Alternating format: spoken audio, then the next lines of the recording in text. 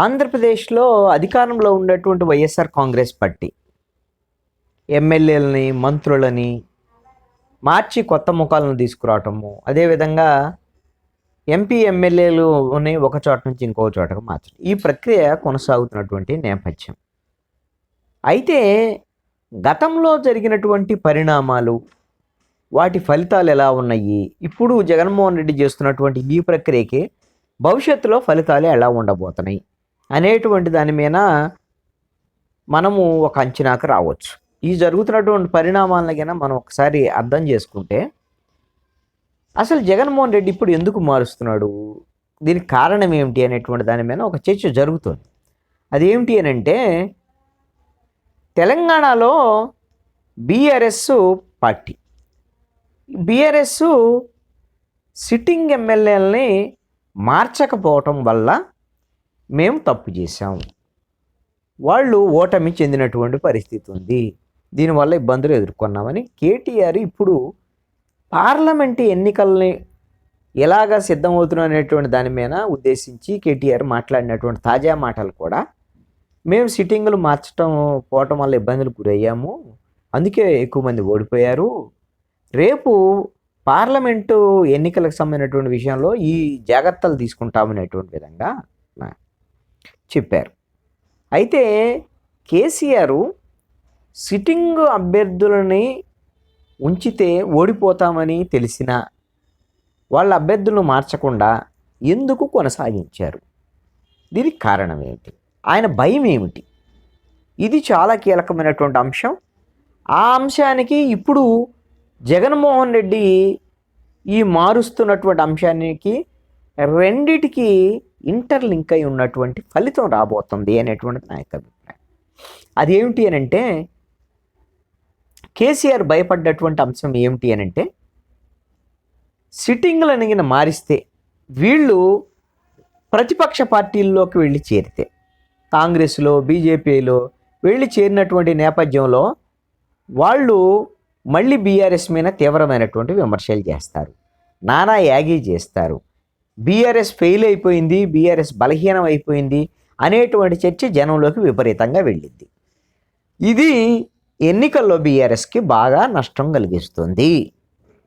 అందుకనే ఈ సిట్టింగ్లకి అందరికి ఓడిపోతారని కొంతమంది ఉండక కూడా వాళ్ళకి టికెట్ ఇచ్చేసామనుకోండి, అక్కడ కొంచెం అదనంగా ఏదైనా పని చేద్దాం, అక్కడ ముఖ్యమంత్రి, అక్కడ కేసీఆర్ వెళ్ళి వాళ్ళ జనంతో మాట్లాడేసి మీరు నన్ను చూసి ఓట్లు వేయండి అనేటువంటి విధంగా కొంత రిక్వెస్ట్ చేస్తే జనం వైపు నుంచి ఏమన్నా వింటారేమో అనేటువంటి ఆలోచన కూడా కేసీఆర్ వచ్చి ఆ ప్రయత్నం అయితే చేశాడు.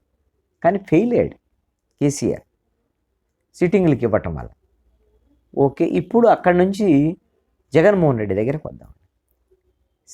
సిట్టింగ్లకి ఇవ్వటం వల్ల కేసీఆర్ ఫెయిల్ అయ్యాడు కాబట్టి, అదేవిధంగా సిట్టింగ్ల మీద ఉండేటువంటి వ్యతిరేకత, కొత్త వాళ్ళకి ఇస్తే ఆ కొత్త వాళ్ళకి సంబంధించినటువంటి విషయంలో కొంత సానుకూలత రావచ్చు, అంతర్గతంగా కార్యకర్తల్లో కూడా కొంత కొత్త ఫ్రెష్ ఇది వస్తే ఎమ్మెల్యే అభ్యర్థుల మీద, నియోజకవర్గ ఇన్ఛార్జీల మీద ఉండేటువంటి కొంత వ్యతిరేకత తగ్గేదానికి అవకాశం ఉంటుందని జగన్మోహన్ రెడ్డి ఒక ప్రయత్నం చేశారు. మరి ఈ విధంగా ఇప్పటికీ 38 నియోజకవర్గాల్లో మార్పు చేర్పులు చేశాడు, 3 పార్లమెంట్ నియోజకవర్గాలు. ఇంకా ప్రక్రియ కొనసాగుతూనే ఉంది. బహుశా 2-3 రోజుల్లో సంక్రాంతిలోపు ఈ ప్రక్రియను ముగించేటువంటి విధంగా, అంటే మొత్తం మార్పు చేర్పులు ముగించేసి 175 అసెంబ్లీ, 25 పార్లమెంట్ను ప్రకటించబోతున్నాడు. అయితే కేసీఆర్ ఏ అంశం అయితే భయపడ్డాడో, ఈ అభ్యర్థులకిన వీళ్ళకి టికెట్లు రానటువంటి సిట్టింగ్లు వాళ్ళు ఇతర పార్టీలోకి వెళితే అది ఎంత నష్టమైద్దని భయపడ్డాడో, ఇప్పుడు ఆంధ్రప్రదేశ్లో కూడా అదే జరగబోతుంది. ఎవరైతే ఈ టికెట్లు నీకు లేవు, మీకు ఇంకొక అవకాశం ఇస్తాను, లేదంటే మీ సీట్ ఇక్కడ చోట నుంచి ఇంకో చోట మారుస్తా అన్న వాళ్ళు ఉంటున్నారు. ఓకే, ఎంతో కొంత. కొంతమంది మారుస్తా అంటే ఒప్పుకోవటం లేదు. కొలుసు పార్థసారథి ఉన్నాడు, పెనమలూరు నుంచి మచిలీపట్నం ఎంపీకి వెళ్ళమన్నారు, నో అని చెప్పాడు, నేను వెళ్ళనని చెప్పాడు. అదేవిధంగా ఇంకొక చోట గన్నవరం ఎమ్మెల్యే వెళ్ళమన్నాడు, నేను వెళ్ళనని చెప్పాడు. ఇప్పుడు నా పెనమలూరు ఇస్తే సరే సరే, లేదంటే వెళ్ళిపోతానంటే ఉజ్జగించే ప్రయత్నం నేరుగా ముఖ్యమంత్రి జగన్మోహన్ రెడ్డి కూడా చేశాడు. ఆయన తెలుగుదేశం పార్టీకి వెళ్ళేదానికి ఆలోచనలో ఉన్నాడు, వెళ్తాడు అనేటువంటి చర్చ జరుగుతుంది. ఆళ్ళ రామకృష్ణారెడ్డి కాంగ్రెస్ పార్టీలోకి వెళ్ళాడు, వెళ్తానని ఆయన చెప్పేసి. కాపు రామచంద్రారెడ్డి మేము అవసరమైతే మేము ఇంటిళ్ళ 10 ముగ్గురు నలుగురు ఇండిపెండెంట్లుగానే పోటీ చేస్తానన్నారు, వాళ్ళు ఏ పార్టీలో చేస్తారు. ఇలాగా ఈ సీట్లు రానటువంటి ఒక 50 మంది ఒక చోట నుంచి ఇంకో చోట నుండి మారినటువంటి పరిస్థితులు వీళ్ళందరికీ వీళ్ళల్లో కనీసం 10-15 మంది తెలుగుదేశంలోకో జనసేనలోకో వెళ్ళారు అని అంటే వైఎస్ఆర్ కాంగ్రెస్ పార్టీ అయిపోయింది పని. అందుకని ఎమ్మెల్యేలు కూడా వ్యతిరేకంగా ఉన్నారు, ఎమ్మెల్యేలు కూడా పార్టీలు మారిపోయారు, పార్టీ వైసీపీ ఓడిపోతుంది అనేటువంటిది వచ్చేస్తుంది.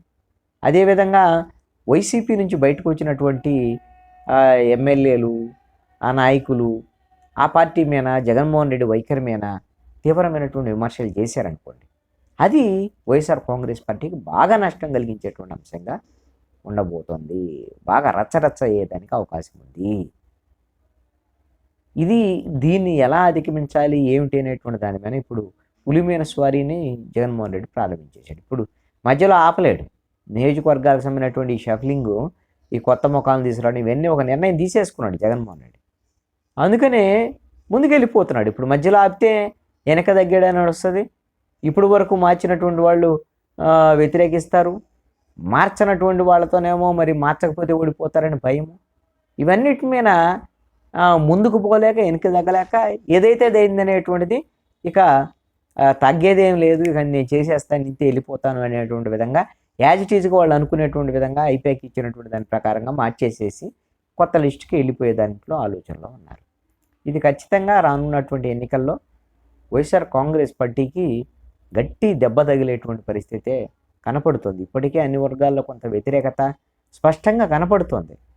జగన్మోహన్ రెడ్డి ధైర్యం అంత ఏంటంటే తెలుగుదేశం జనసేన అంత బలంగా కనపడకపోవడం, వాళ్ళు గెలుస్తారనేటువంటి ధీమా లేకపోవడం, అందుకని వీళ్ళు పొలోమంటూ వెళ్ళటం లేదు, వెళ్లకుండా ఆగుతారేమో, వైసీపీ దగ్గర ఉంటారనే ఆశతో ఈ ప్రయత్నం చేస్తున్నాడు.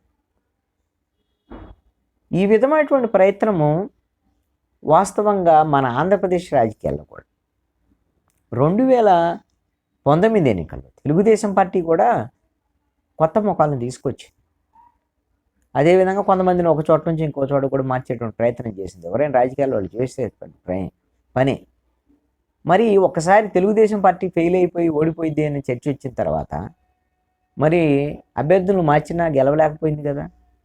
ఎన్నికల సమయంలో అయితే చంద్రబాబు నాయుడు ప్రజలకి సాష్టాంగపడి దండం పెట్టి నా ముఖం చూసి ఓటేయండి, ఎమ్మెల్యేలను చూసి ఓటేయొద్దని చెప్పేసి అడిగినా సరే నేను ఓట్లు వేయలే. మరి వైసీపీ మీద ఉండేటువంటి ఈ వ్యతిరేకత ఆల్రెడీ జగన్ ఫిక్స్ అయిపోయారు, ఇక వైసీపీని ఓడించాలని నిర్ణయించుకుని ఉంటే మాత్రం ఈ చేస్తున్న ప్రయోగాలు ఏమి ఫలించేదానికి అవకాశం. ఒకవేళ కొత్త ముఖాల వల్ల ఏదైనా ఉపయోగం ఇద్దని అనుకుంటేనేమో ఈ పాత ముఖాల వాళ్ళందరికైనా ప్రతిపక్ష పార్టీలోకి వెళ్తే మాత్రం రచ్చరచ్చ అయ్యేటువంటి రాజకీయం ఆంధ్రప్రదేశ్లో కనపడేటువంటి పరిస్థితి కనపడుతుంది. కేసీఆర్ భయపడ్డటువంటి అంశం ఇప్పుడు జగన్మోహన్ రెడ్డికి ఆ భయమే ఇప్పుడు రేపొద్దున జగన్మోహన్ రెడ్డిని ఓడించబోతుందా, తన పార్టీ వాళ్ళే ఇతర పార్టీలోకి వెళ్ళి తన పార్టీ ఓటమి కారణం అవుతారా ఏమిటి అనేటువంటి దాని మీద వైఎస్ఆర్ కాంగ్రెస్ పార్టీలో తీవ్రమైనటువంటి చర్చ జరుగుతుంది.